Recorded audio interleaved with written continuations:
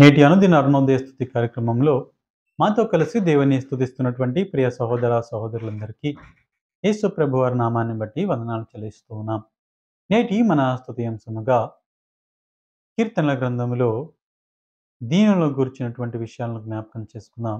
దీనుల పట్ల దేవుడు ఏం చేసేవాడుగా ఉంటాడు అన్నటువంటి విషయాన్ని జ్ఞాపకం చేసుకొని ఈ లోకంలో దీనులుగా ఉంటూ ఆయన ఇచ్చే మేలులను పొందుకొని ఆయన నామాన్ని స్తుతించి ఆయన నామాన్ని మహింపరుద్దాం.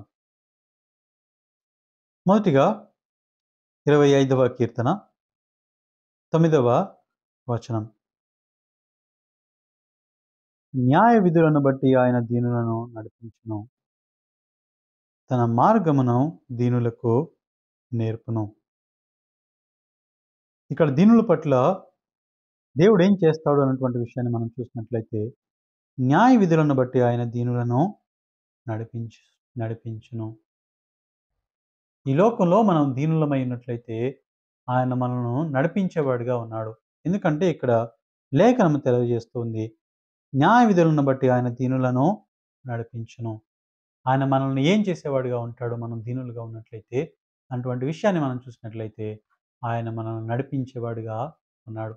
ఉదయం మనం ఎందుకు ఆయన స్తుతించాలి అన్నటువంటి విషయాన్ని మనం చూసినట్లయితే ఆయన మనల్ని నడిపించేవాడు కాబట్టి, మనము దీనులమై ఆయన సన్నిధిలో ఉంటే ఆయన మనల్ని నడిపించేవాడు కాబట్టి ఈ ఉదయము ఆయనను స్తుతించాలి.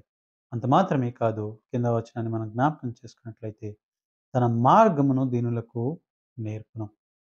ఆయన ఏం చేసేవాడు దీనుల పట్ల అంటే ఆయన నేర్పేవాడు. ఏమి నేర్పుతాడు అంటే ఆయన యొక్క మార్గాన్ని, లేదంటే మనము వెళ్ళవలసినటువంటి మార్గాన్ని మనకు నేర్పేవాడు. ఈ ఉదయం మనం ఎందుకు ఆయన్ని స్తుతించాలి అన్నటువంటి విషయాన్ని ఈ వచనంలో మనం జ్ఞాపకం చేసుకున్నట్లయితే 2 విషయాలు మనం చూడవచ్చు. మొదటిగా ఆయన ఏం చేసేవాడంటే ఆయన దీనులను నడిపించేవాడు.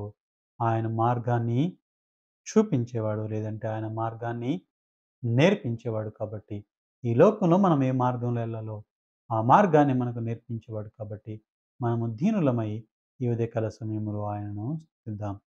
ఇంకా మనం గమనించినట్లయితే కీర్తనలు 147వ కీర్తన 147వ కీర్తన 147వ కీర్తన 4వ వచనాన్ని మనం గమనించినట్లయితే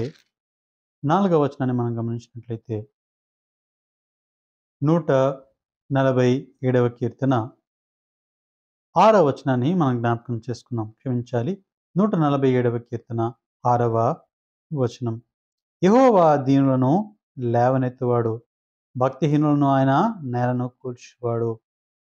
ఈ లోకంలో మనం దీనులుగా ఉన్నట్లయితే దేవుని లేఖనం సెలవిస్తూ ఉన్నాయి, యెహోవా దీనులను లేవనెత్తువాడు. ఎక్కడి నుండి లేవనెత్తేవాడు? జిగట ఊబిలో నుండి ఆయన మనల్ని లేవనెత్తేవాడు.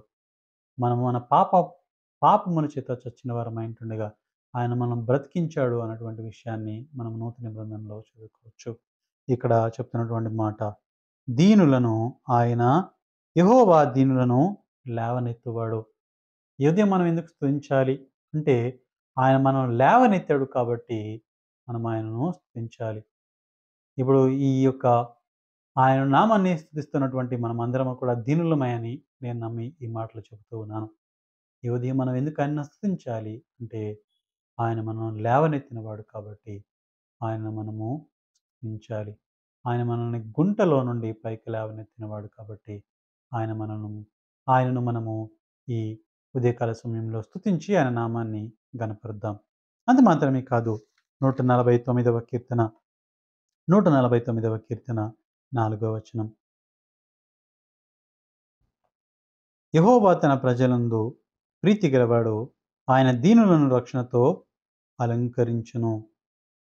ఆయన ఏం చేశాడు అంటే, లేదంటే ఆయన ఏం చేసేవాడు అంటే, దీనులమై మనం ఉన్నట్లయితే ఆయన తన రక్షణతో మనను అలంకరించేవాడు.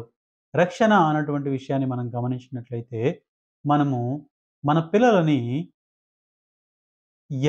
లేదంటే సాతాను బంధకాలలో పడకుండా మనం రక్షించాలని మనం ప్రయత్నిస్తూ ఉంటాం. మన పిల్లల పట్ల మనం ఎంత ప్రయాసపడతాం కదా! ఎందుకు? వారికి ఈ లోక పరిస్థితుల నుండి రక్షణ కలగాలని, లేదంటే ఈ లోక పరిస్థితుల్లో వాళ్ళు మునిగిపోకుండా ఉండాలని, ఆర్థిక పరంగాను, ఆత్మీయంగాను వాళ్ళు ఎదగాలని, ఆరోగ్యంగాను వాళ్ళు ఎదగాలని, వారు ఎదగాలని మనం వారి కోసం ఎంతో ప్రయాసపడే వారంగా ఉంటాం. వారిని ఇన్‌సెక్యూరిటీస్ నుంచి మనం రక్షించాలని ప్రయత్నిస్తూ ఉన్నాం. అయితే ఇక్కడ చెప్తున్నటువంటి మాట, దీనులను రక్షణతో అలంకరించును. అయితే ఆయన క్రీస్తు ప్రభువారు మనల్ని దేని నుండి రక్షించాడు? లేదంటే రక్షణతో అలంకరిస్తాడు అన్నటువంటి విషయాన్ని మనం జ్ఞాపకం చేసుకున్నట్లయితే, మనము పాపములో పడకుండా, మనము నరకానికి పోకుండా ఆయన మనల్ని రక్షించేవాడు. కాబట్టి ఈ ఉదయకాల సమయంలో మనం ఆయనను స్తుతించాలి. ఇక్కడ చెప్తున్నటువంటి మాట, ఆయన దీనులను రక్షణతో అలంకరించును. ఇక్కడ కూర్చున్న మనమందరము దీనులమై ఉంటుండగా, ఆయన మనలందరినీ కూడా రక్షణతో అలంకరించాడు. అటువంటి విశ్వాసముతో మాత్రమే ఆయనను స్తుతించగలం కాబట్టి, ఆయన మనల్ని రక్షించాడు అన్నటువంటి నిరీక్షణ కలిగి, ఆయన మనల్ని రక్షణతో అలంకరించాడన్నటువంటి విషయాన్ని మనం తెలుసుకున్న వారమై, ఈ ఉదయకాల సమయంలో ఆయన నామాన్ని స్తుతించి, ఆయన నామాన్ని మహింపరుద్దాం. అది మాత్రమే కాదు, చివరిగా 22వ కీర్తన, 22వ కీర్తన 26వ వచనాన్ని మనం చదువుకుందాం. 22వ కీర్తన 26వ వచనం. దీనులు భోజనము చేసి తృప్తి పొందెదరు.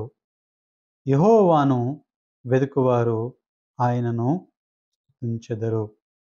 దీనులు భోజనము చేసి తృప్తి పొందెదరు. దీనులు ఏం చేస్తారంట? దీనులు భోజనము చేసి తృప్తి పొందెదరు.